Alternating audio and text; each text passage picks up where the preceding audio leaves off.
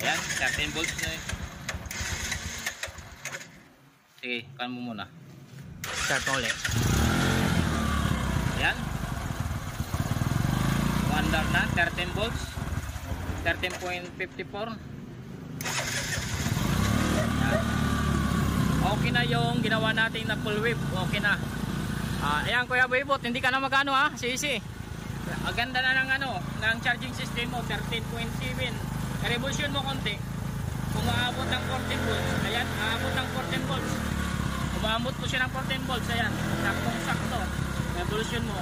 Hanggang doon lang yung voltage na dapat na magcha-charge sa battery para hindi po masira yung battery. Hanggang 14 lang yan. Kapag lumampas po sa 14, masira po yung battery. Kailangan yung charging niya is 14. Ganon po lakas yung full wave. Okay. Ayan, 13 volts na eh. Sige, kan mo muna. Start mo ulit. Ayan. Under na, 13 volts. 13.54.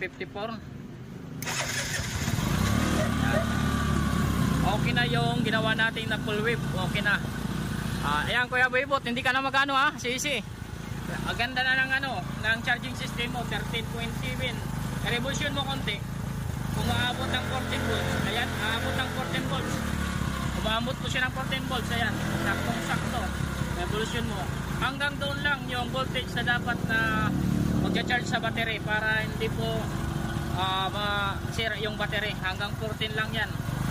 Kapag lumampas po sa 14, masira po yung battery. Kailangan yung charging niya is 14. Ganon po lakas yung full wave.